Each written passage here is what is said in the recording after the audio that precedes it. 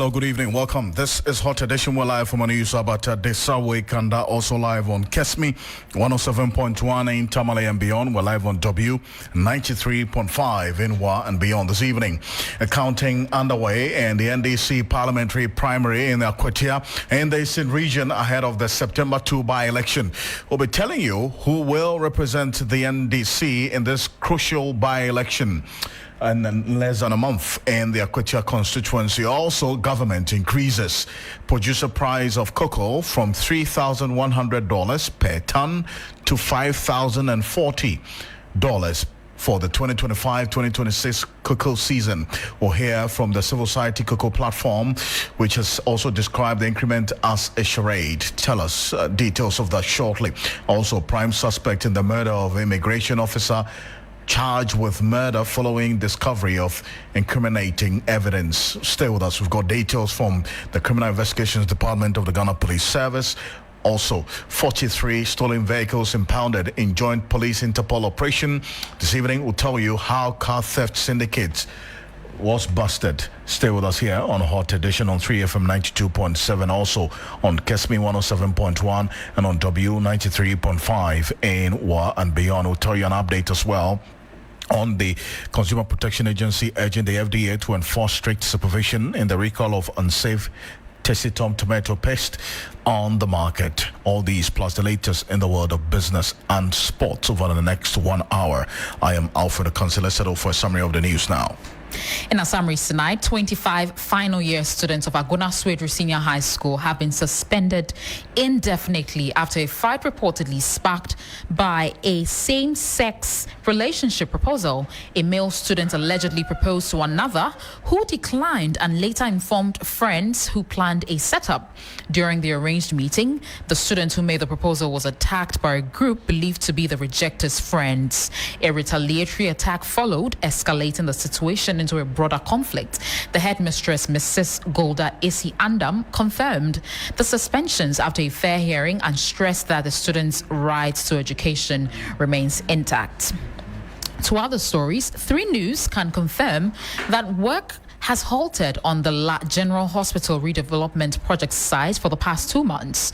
Opinion leaders and residents of La have called out the Member of Parliament for the area, as well as government, for failing to deliver on their promises to complete the La General Hospital redevelopment project is beginning to sound like a cliche.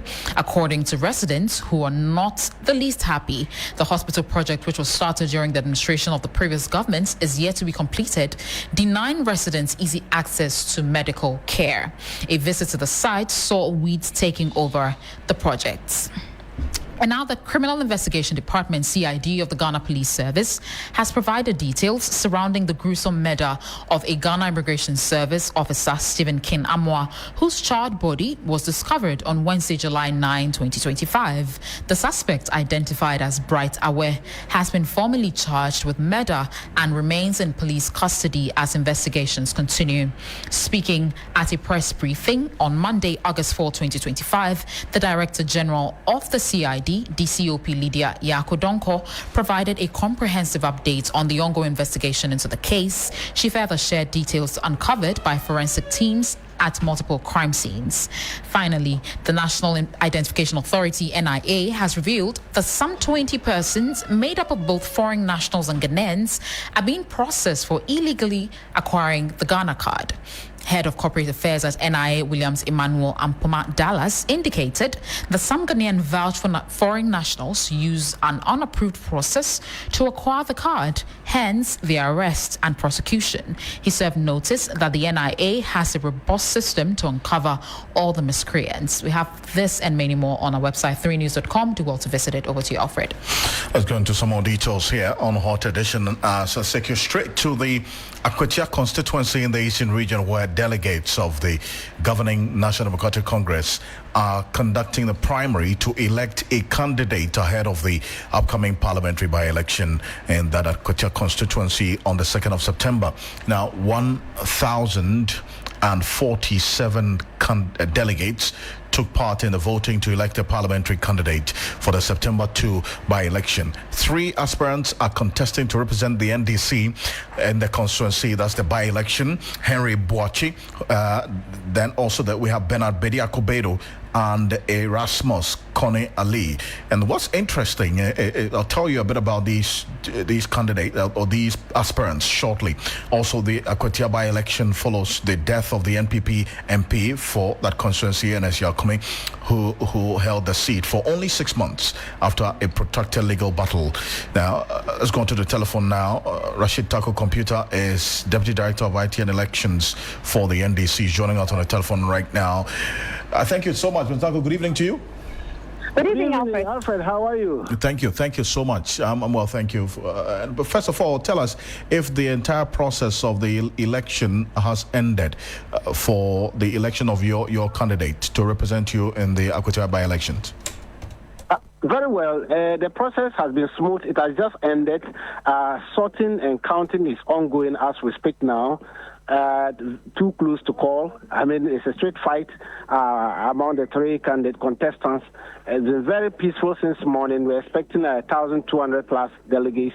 At least we got almost 800, 900 of them who came to cast their ballot. I mean, it's been very, very, very peaceful. That tells us that we are on the right path to getting the right candidate to represent Aquatia, the good people of Aquatia.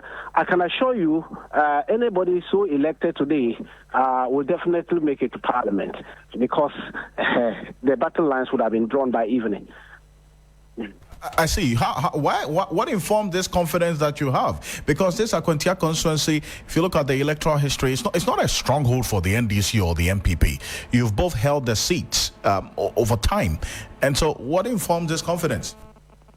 Alfred, during the 2024 general elections, we were able to change the narrative from where the MPP used to say these are our strongholds. We flipped almost 20 of such constituencies. We turned them green. Some of them since 1992, when we won those seats. 96, we lost them up to 2000 and 2024 that we won almost 20 of such constituencies. That tells you that for now, MPP cannot claim that they are strong or this is their stronghold. I'll give you an example. Ablekumanov, they were all over the place. We flip it. We gave it to them. And so I am telling you that we have the magic wand to win this seat. Don't forget, we were declared winners of that constituency until some crooked electoral commissioners and officers connived with MPP to rig the election. That's why they brought it to Tesano. And don't forget, the one who declared the late MP winner was not the returning officer. It was another person who came in and said, I'm a deputy returning officer. But you took this matter through, your concerns were tabled in the court of law. And the court decided. And so why do you want to go back to what the court has already decided on, Mr. Dango? Alfred, the court has not decided on the matter. The matter the court decided was about the contempt case against the MP, which was sent to Supreme Court, and Supreme Court vacated that one. But the substantive matter itself, which is the election petition, which was filed at Kufridwa High Court, had not been determined. We were in the process of the matter when the MP died. May his soul rest in perfect peace. The matter has not been determined. It's just that because of his death, it's now moot, and that is the issue. Rightly so. Then you have now an opportunity to, as it were, then hold on to and then make your statement quite clearly in that constituency. And that's why I was referencing the fact that all of the instances you have just cited happened when NDC Akwatia was alive. He was the one representing the MPP and the declared winner of that election in 2024. There's a fresh contest ahead of you. Now, how would the happenings of 2024 influence what's going to happen on September 2, which would then tilt to your favor? Alfred, the parameters are now even higher. The stakes are higher for the NDC. Looking at the performance of His Excellency John Dramani Mahama over the 7-month period. In fact, all the other constituencies are clamoring. In fact, MPP, if any of their candidates decide to resign today, we'll go and take that seat. Because the constituencies want to have representation from NDC stock. They want development. The people are seeing that the Better Ghana reset agenda we have put in motion is working.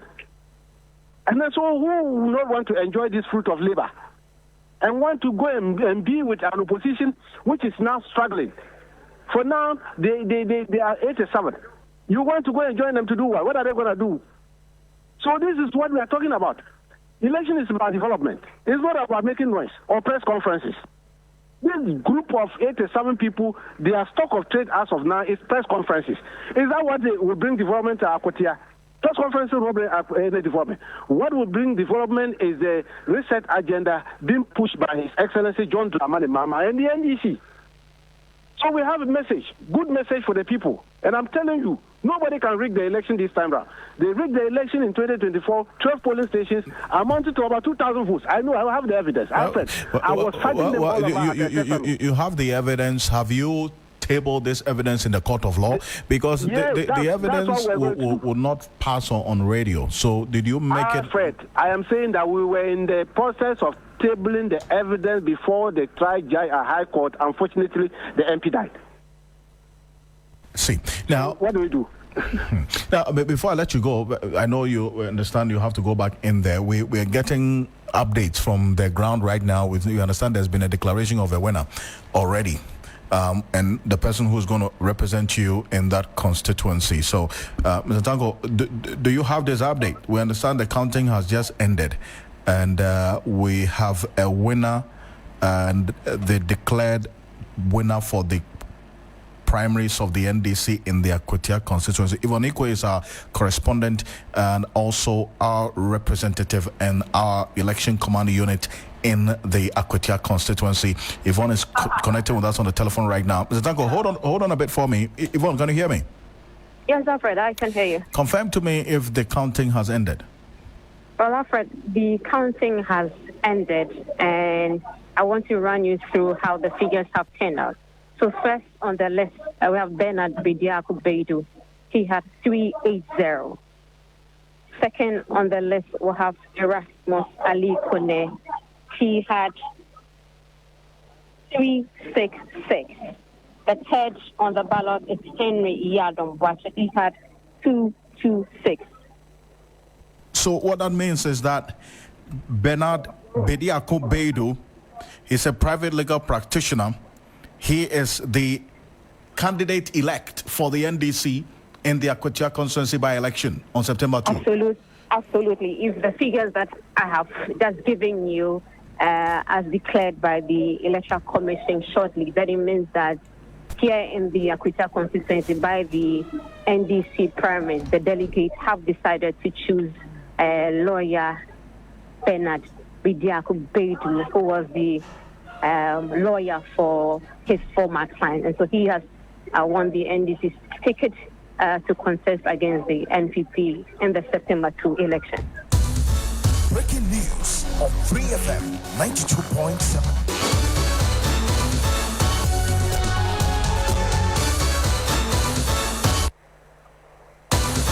Breaking news on 3FM 92.7.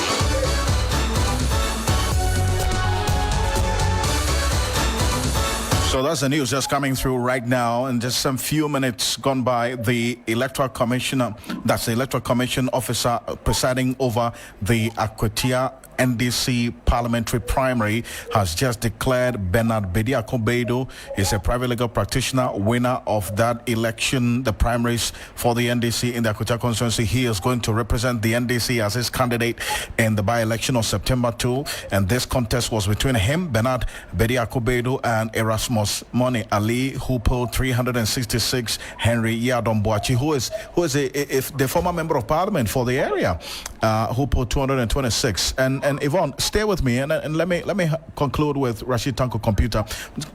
So this is a very interesting development, is it not? Because Bernard Bediako Beidu, who is the lawyer who has just been declared the candidate-elect, was the lawyer for Henry Yadomboachi during this disputed elections results in 2024. Henry Yadomboachi was your candidate in the 2024 election. Bernard Bediako Beidu, who was his lawyer, decided to contest this primary, and he's now been elected as the candidate-elect. How are you going to manage this? That is the beauty of democracy. That is why we did this primaries. You know, I remember when we opened the nomination, I told you that we have a lot of intelligence on the ground, and we are working on intelligence. So we wanted to make sure that we give level playing ground for whoever want to contest to come and test their strength over there. And it's played out today, very clear. I mean, that's the beauty of democracy. He's a strong candidate. I mean, don't forget, he's also the constituency secretary. That's one thing people don't know. Bernard Adekwu is the lawyer, is the constituency secretary for NDC in Aquatia. So he's somebody who is known very well in the constituency. He knows every bit of the constituency. The last one, we didn't have a contest in 2024 to elect the candidate. There was a compromise candidate for Yadom to contest. This time there is a contest. And then, so I'm not surprised the results came out this way. I mean, it's a good candidate. We have gotten a candidate. The people love him. Everybody love him. And I can assure you, Bediako is on his way to Parliament. But you're beaming with confidence already. But then again, how do you intend to manage, the fallouts from today? Because Henry Boachi, although yes, you would say you would concede, but think about it. This was his lawyer, and he contested this election in December 2024, and now his lawyer has contested him and won the election, essentially dashing his hopes of going back to Parliament. How do you intend to manage the fallout from today? Well, it's a family matter. We are family. NDC is a family. That's why we call ourselves Catamansonians.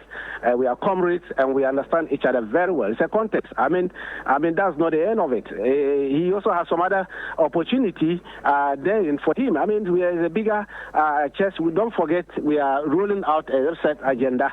Everybody has a part to play in it, and I can assure you, from morning the report was very smooth. Everything was going on smoothly.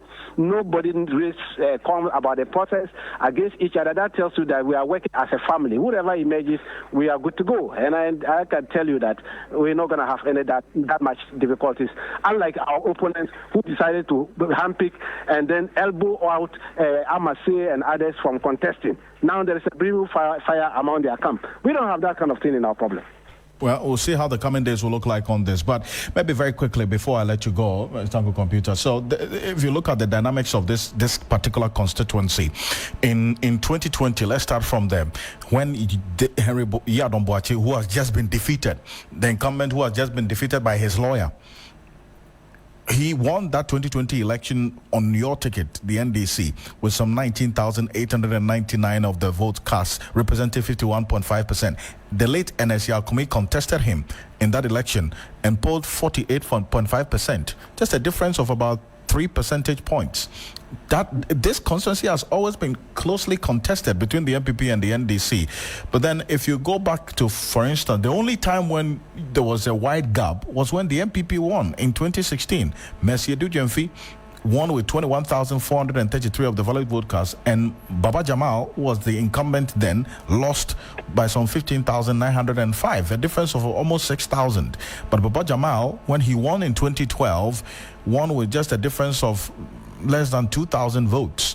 And so the dynamics clearly tells a story as well. But then again, you're beaming with confidence that it's going to be a very easy ride for your now candidate-elect on September 2. Alfred, that's why I told you initially that MPP cannot lay claim to it that is their stronghold. Because if you look at the constituency history as you just played it out, I am telling you that it's up for grabs. We won it in 2024. These people rigged the election and got away with it.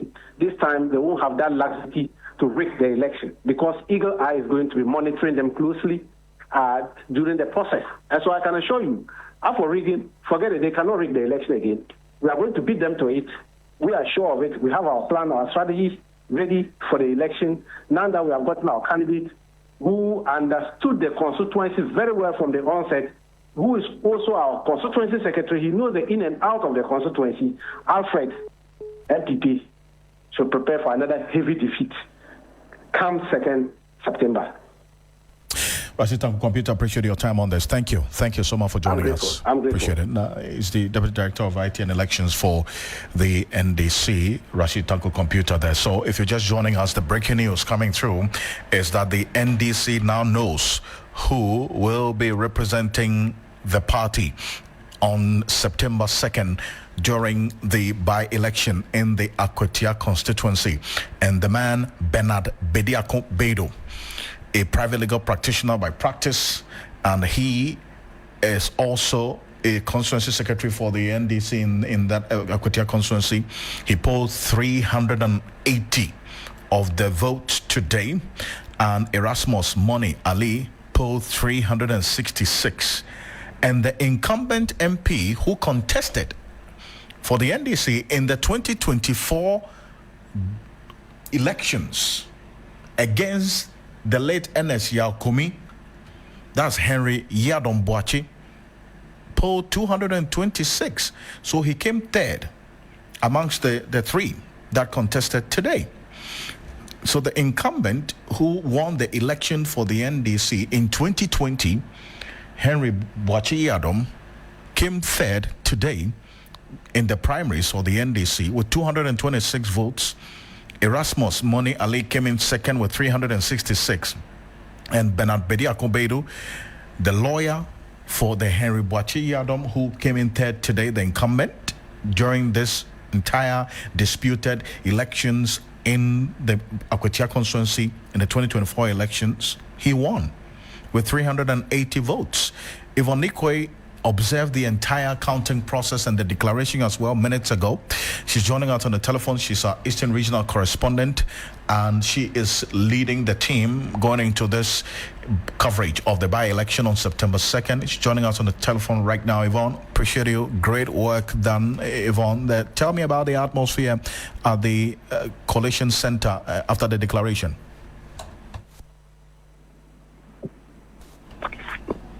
Hello, Yvonne, can you hear me? Unfortunately, I lost Yvonne Nikwe. We'll try to raise her back on the telephone. We'll get him some details. We'll try to raise Musa Dankwa back on the telephone. We lost Musa Dankwa. Is the director of Global Info Analytics, is going to be joining us as well to have a conversation on this here on Hot Edition on 3FM 92.7. We're also on Kesmi 107.1 in Tamale and beyond, on W 93.5 in Wa and beyond. Your thoughts, views, comments, and opinions are welcome. The latest news is that the NDC now knows their candidate for the Aquatia by-election, and that is Bernard Bediako Bedo, private legal practitioner. He polled 380 of the votes. If you look at the electoral history in terms of the voting pattern in the Aquatia constituency, both the MPP and the NDC have won this constituency over the time. In 2020, the NDC Henry Yadom Boachi, who has just lost the primaries today, won the elections for the NDC in 2020 with some 19,899 of the valid vote cast, as against NS Yaokumi, the late NS Yaokumi, who contested him in 2020 with some 18,742. So there was just a difference of about 3,800 in that election. Now, that's percentage points of 51.5 as against 48.5. Now, in 2024, these two went head-to-head again. Henry Yadom Boachi, the incumbent, and then NS Yaokumi. But this time, NS Yaokumi was declared the MP-elect, even though the matter is being contested in the court of law. Until his death, he was serving as a member of parliament for the Aquatia constituency. If you go back into 2016, the NPP won this Aquatia constituency with Mercy Edujemfi, with votes 21,433. In fact, that's the highest that the NDC, the MPP has actually won this constituency. If you look at the margin of victory for the two political parties. So in 2016, the NPP won with 21,433, as against Mohammed Baba Jamal, who was the incumbent MP in 2016. He lost with some 15,905, a difference of over 5,000. Now, in 2012, Baba Jamal won the election in Aquatia on the ticket of the NDC with 20,308, as against NPP's Kofi Asari, who lost with 19,737 of the votes cast. So the NPP then changed their candidate And in fact, you know what happened in the Aquatia constituency as well in 2012. We'll talk about the violence in that constituency. Yvonne Nico is joining us back on the telephone. Yvonne, I was asking what the atmosphere is like right now after the declaration of Bernard Bedo as the candidate-elect for the NDC ahead of the by-election on September 2. Alfred, I can say that it's a cautious jubilation, especially when you look at the voting margins between Bernard Bedo and then Erasmus Aliko in a very close contest. And so we're not seeing wild jubilation with this particular contest. Of course, you're seeing a number of people jubilating. The real battle lies ahead for them come September 2, when the elected candidate for the NDC would have to actually do a long hunt with the NPP Solomon, who has already begun his campaign. And so, yes, the mood is just a cautious jubilation sort of among the delegates here. For the September 2 election, is the entire constituency or residents who are here who are going to vote. And so that is another analysis. We would have to return back to the constituency to gauge exactly which side the larger residents here will be going when the by-election dates come on. I see. Now, how about the security situation there as well during this entire exercise? Can you tell us a bit more about that? Alfred, I would say from what I observed that they were able to manage it effectively right from the onset of the election, setting the delegates, manning where they had to convene before they filed into where the voting was taking place right after the elections, during the sorting and counting. At every point on time, we see a huge number of them at every point collaborating with the executive on the NDC to ensure that whichever misunderstanding that was going on, they were able to quickly manage it. Today, we didn't see lots more disputes as it were in any elections. Once in a while, you see templates square because somebody had joined in the queue in front but should have been behind. So those were just the things we were saying. But it's been a very peaceful election today for the NDC party. Now, you've been talking to some of the delegates as well after the entire contest. What have they been telling you? Well, for the delegates, they believe that whoever is elected do have a chance of winning the by-election, so because they believe that all three of them do have what it takes to lead the party.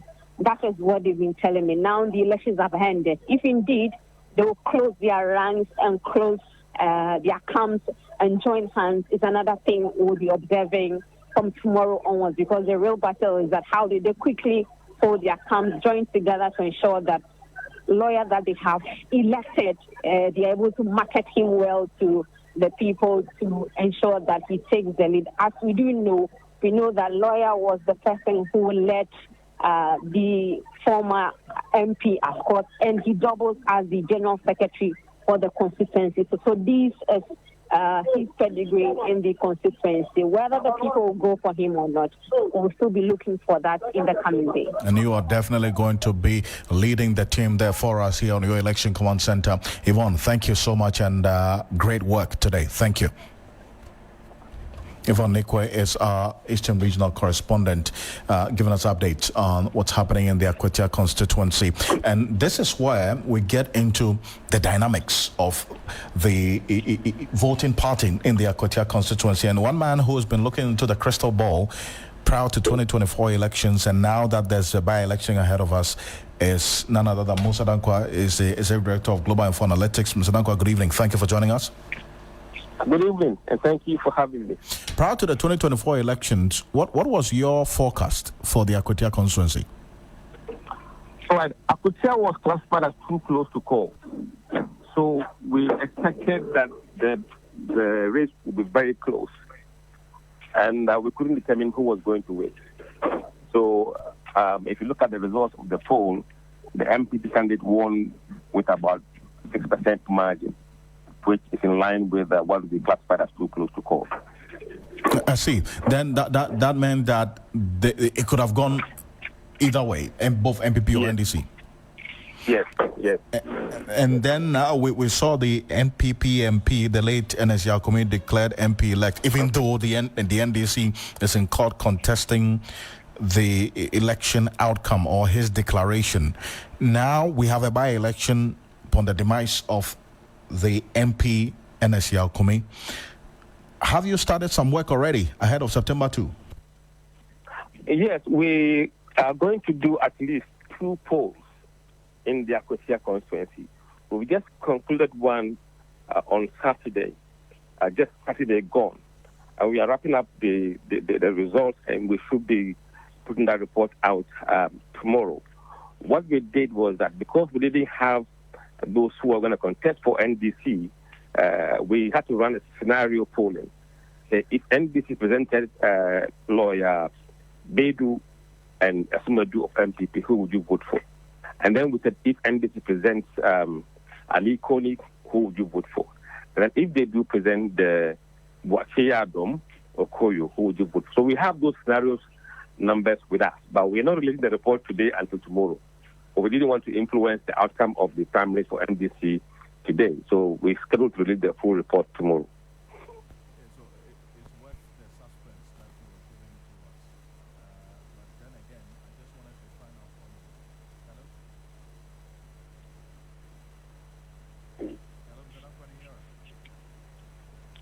Hello? Hello? Can you hear us? Hello, Mr. Labo, can you hear us? Hello? I can barely hear you. I can't hear you. Hello, Mr. Labo, can you hear me? Yeah, I can hear you now, yes. Perfect. So I was saying that, yes, you're keeping us in suspense for good reason ahead of tomorrow. But then again, now we're getting to know that the NDC has elected a relatively new candidate, even though he's not new to the constituency. He's the secretary of the NDC in Aquatia. He was the lawyer for Henry Buacheya, who was the NDC's candidate in the 2024 election. He is the one who has won this primaries today. Mr. Nakwa. Yes, it doesn't surprise me. In fact, the race was between him and Ali Koni. If you look at what we're going to publish tomorrow, so it doesn't surprise me. And also the margin of win doesn't surprise me because the same thing was shown in the race we ran in the poll last Saturday. See, does that change the dynamics in any way with what you saw in 2024 based on the forecast? Because now the NDC has a new candidate, the MPP also has a new candidate? It could change the race a bit. And I don't want to say too much today because then I'll be talking about tomorrow's poll today. But what we are seeing is that if NDC had elected the former MP in the person of Okoyo, they would have lost badly in Aquatia. And now they've taken a different decision. Yeah, which means that their chances of winning the seat has been boosted by the new candidate. We'll wait for tomorrow. Dankwa, I do appreciate you for this. Thank you so much for joining us. It's my pleasure. Mr. Dankwa is Executive Director of Global Info Analytics. If you're just joining us here on Hot Edition on 3FM 92.7, also on Kesme 107.1 in Tamale on W93.5 in Wa and beyond. News that we broke earlier today. In fact, some 25 minutes ago, we brought you that breaking news. Bernard Bediakobedo, a private legal practitioner, has just been declared the candidate-elect for the NDC in the Aquatia constituency ahead of the by-election on September 2 after the death of the MP-elect, that's the incumbent MP, NDC Akwatia. So Bernard Bediakobedo will go into this election with Solomon Kwame Asimedu, who would be contesting on the ticket of the NPP. Solomon Kwame Asimedu is the Chief Executive Officer of Owo Mining Company.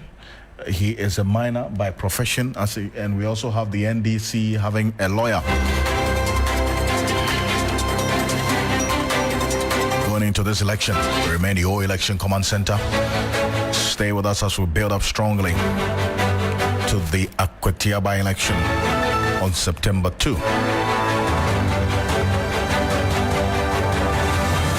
Let's go into some more stories. This time the CID gave some updates on some crimes committed that they are investigating.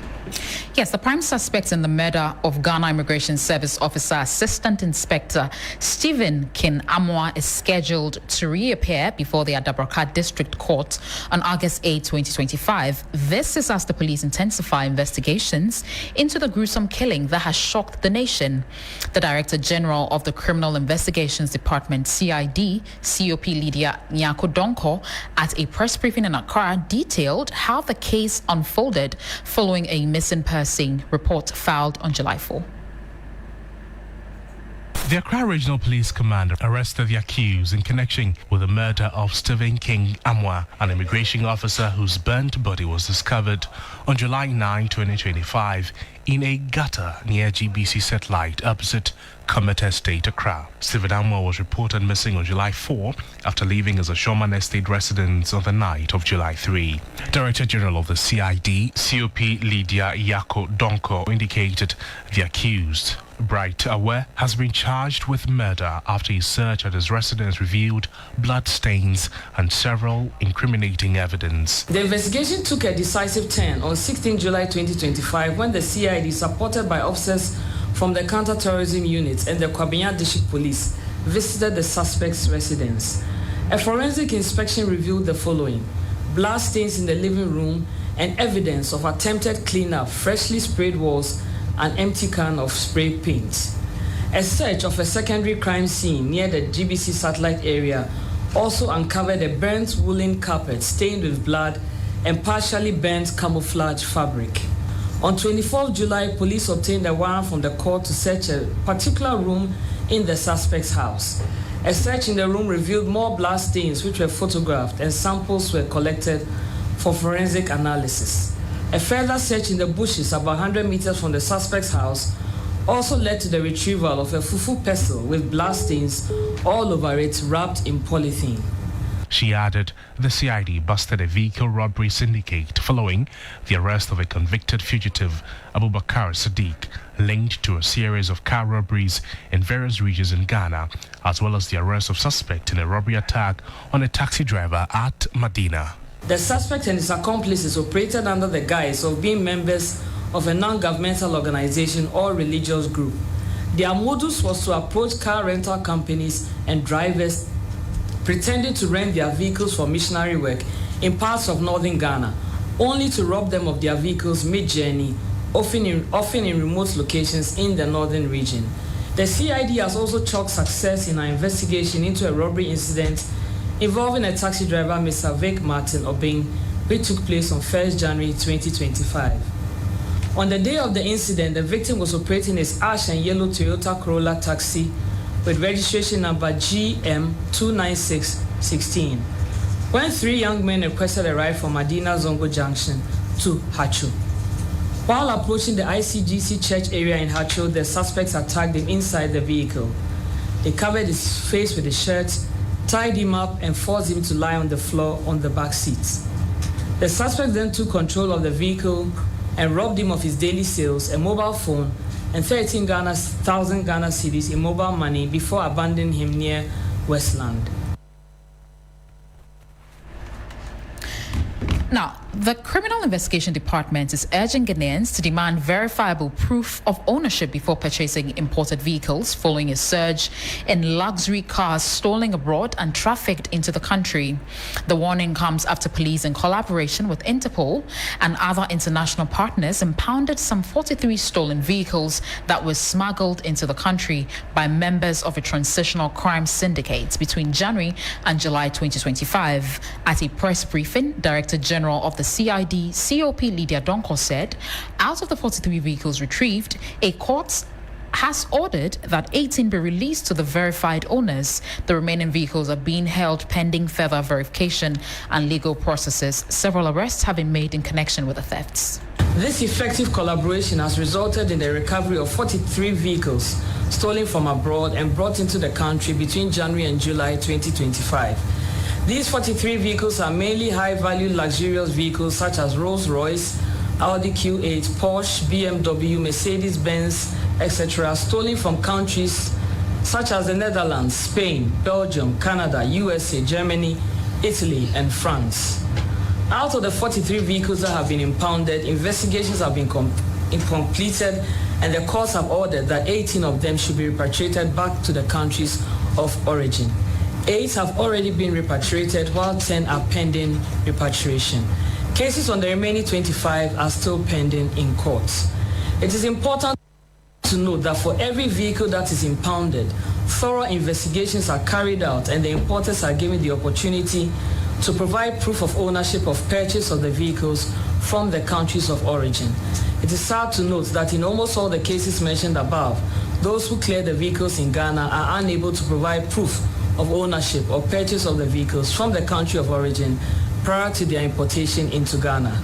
Let me indicate here that payment of customs duties in Ghana does not mean that the vehicle was legitimately acquired from the country of origin. To further boost the fight against vehicle crime, a special task force has been set up by the CID administration to conduct intelligence-based operations and impound suspected stolen vehicles brought into the country. So far, the task force has successfully impounded 6 vehicles made up of 4 Toyota Tundra vehicles, 1 Toyota RAV4, and 1 Range Rover, all stolen from Canada. Let's stay a bit further on this matter. And Richard Commodore is a security analyst. Mr. Commodore, good evening. Thank you for joining us. You're welcome, Alfred. Now, let's start off with the murder of this immigration officer. The CID boss gave updates of today after the police intensified investigation into that gruesome killing that has shocked the nation. They've discovered some more evidence that nails the suspect who attempted even painting his room, and then also they discovered further evidence on the ground where the body was discovered that the murder weapon was just 100 meters away from the house of the suspect. How do you pull all of this together for you? I wasn't surprised at all, because in crime investigations, particularly when it comes to murder, we are looking at 2 things: cause of death and manner of death. And I believe that is where the police officers centered their investigations.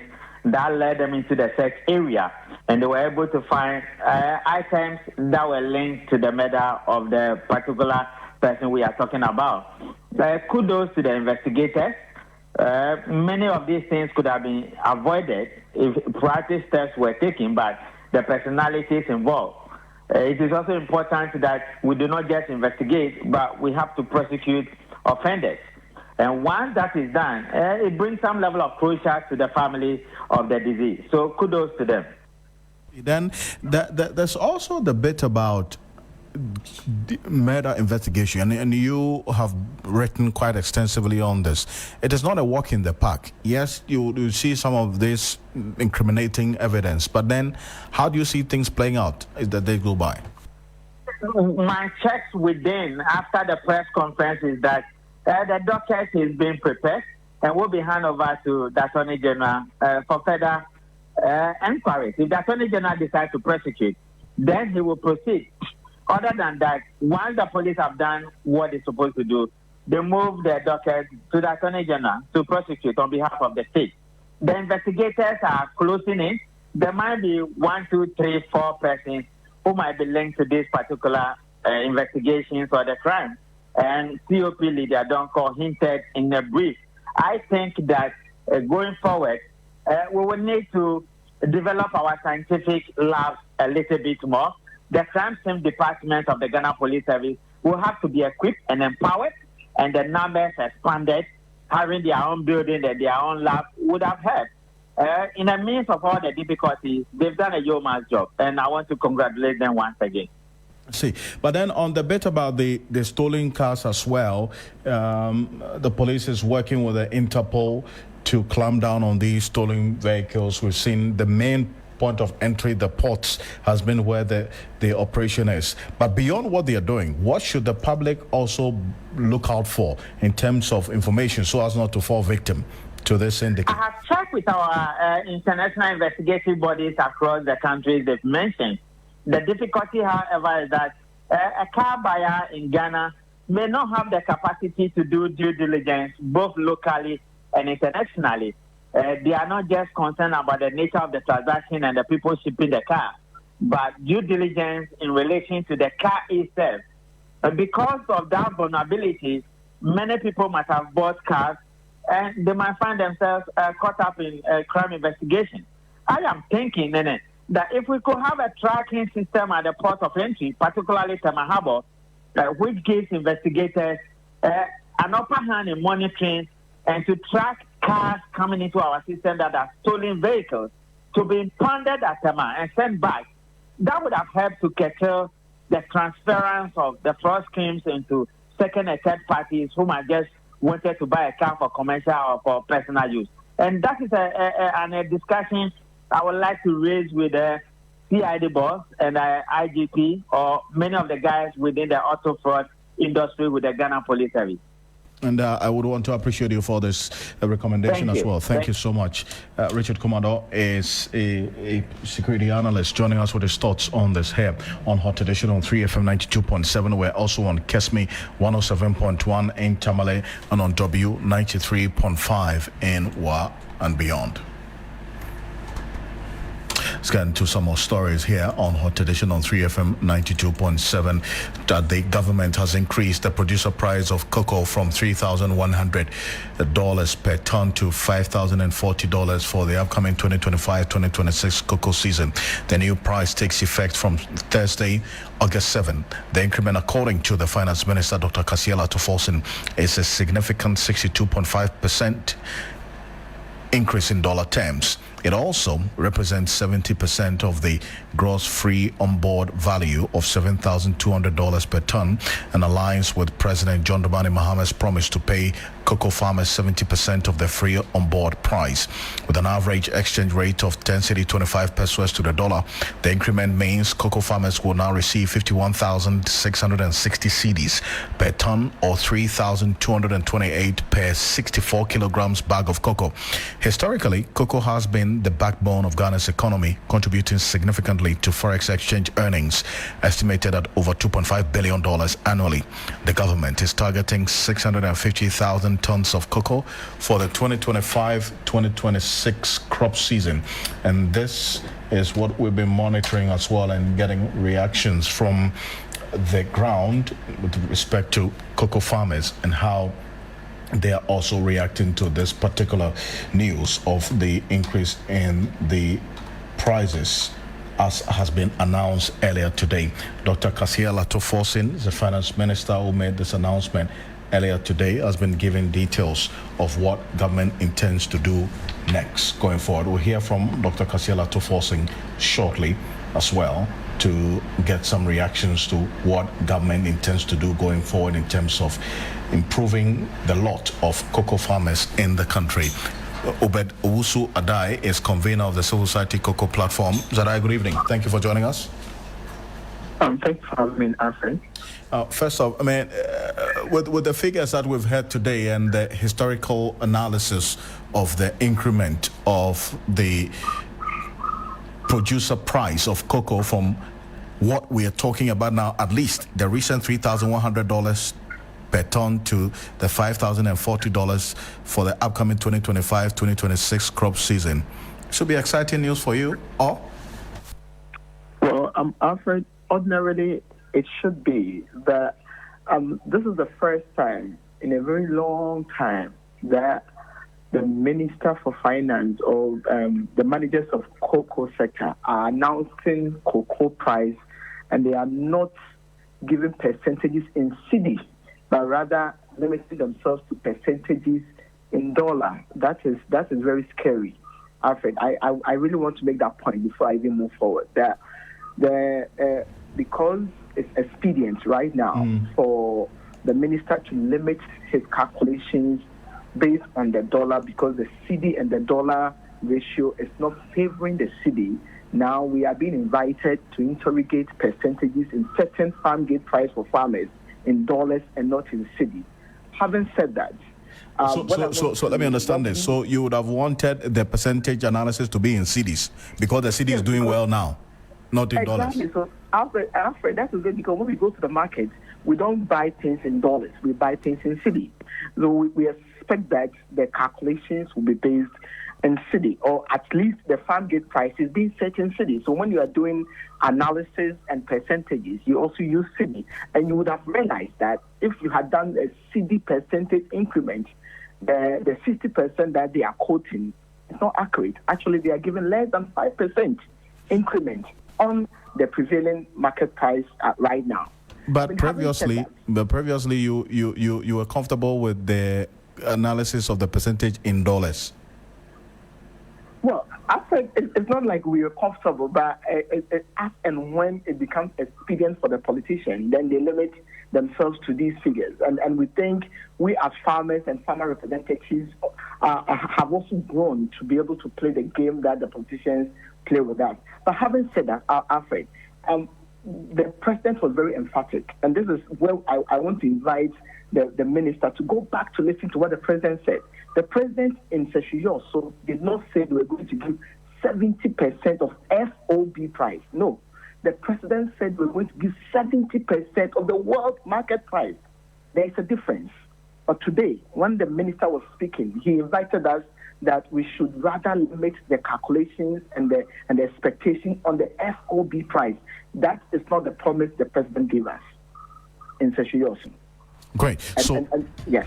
So you would want the minister to align with exactly what the president said. That's the world market price of cocoa, not the FOB price.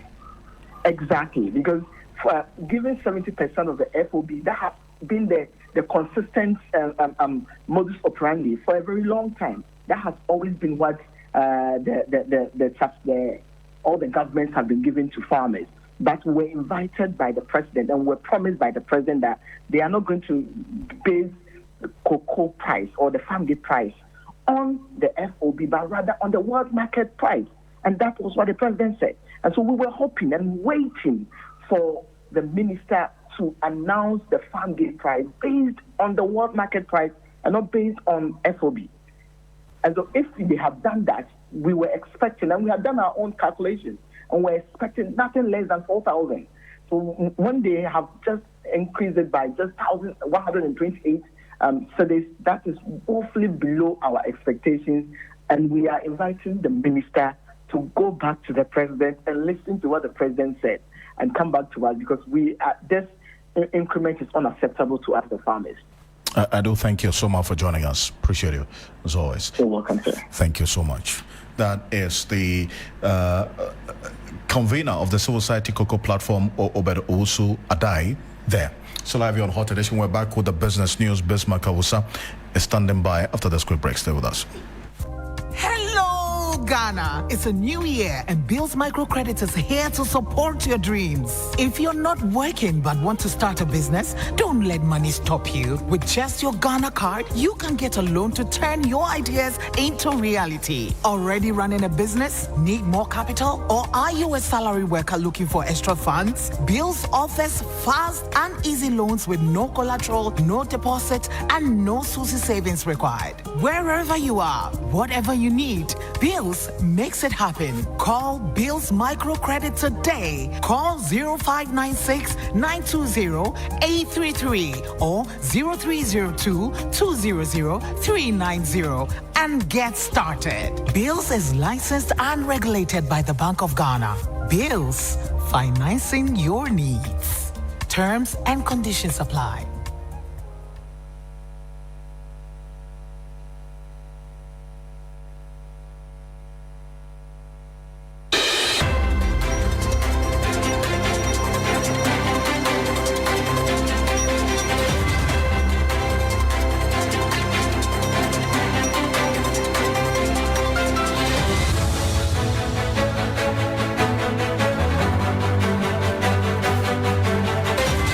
Hello, good evening and welcome to the business segment on Hot Edition on 3FM 92.7 with me, Bismarck Awusa. Coming up tonight, government justifies decision to raise cocoa price to record $5,040 per ton for 2025-2026 season, delivering 70% of world market value to farmers. This story and others lined up for you. Please stay.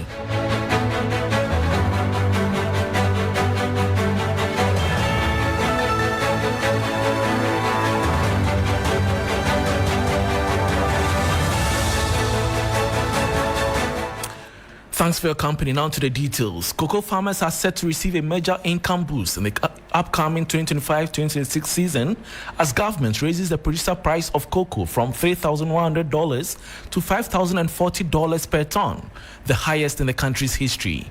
The move, announced by Finance Minister Dr. Kasela Tuforsen, marks a 62.58% increase and fulfills a key campaign promise by President John Mahama to ensure cocoa farmers receive 70% of the international free on-board value.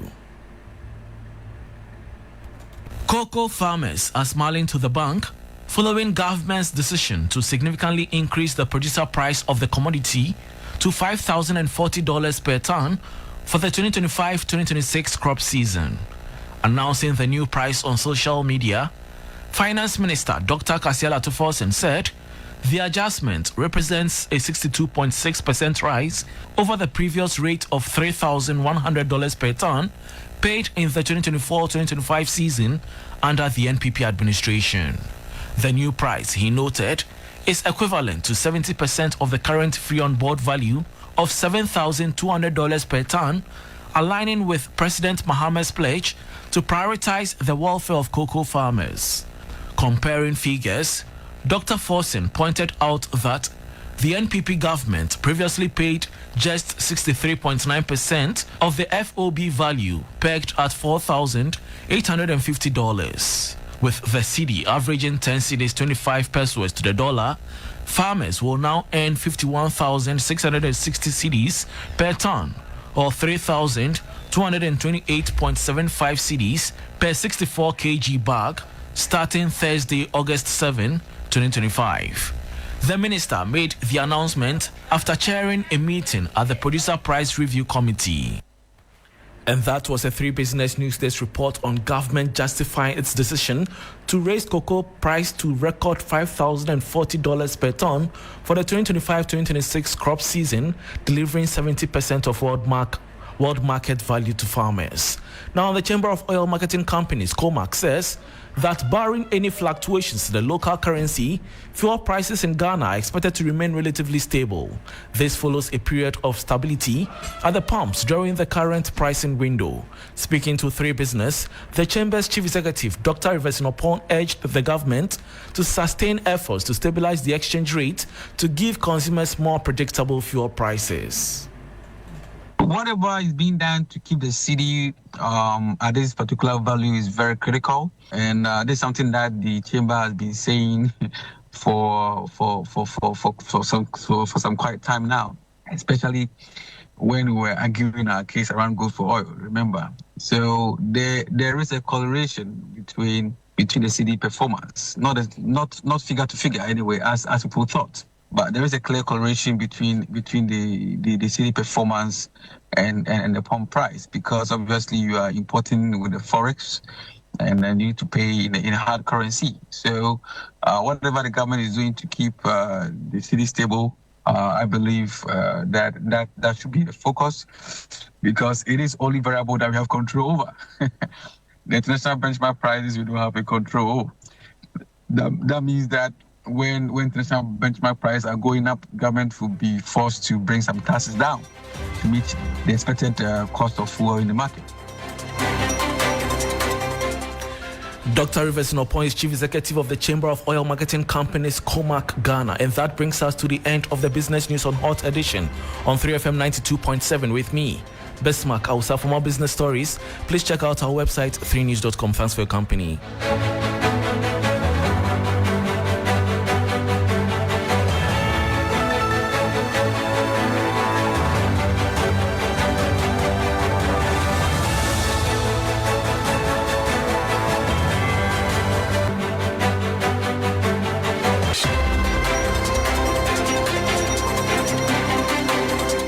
All too soon, we've come to the end of Hot Edition here on 3FM 92.7. My name is Christabel. Success Treve. I did this with Alfred Ocansey. 3FM Drive team is up next.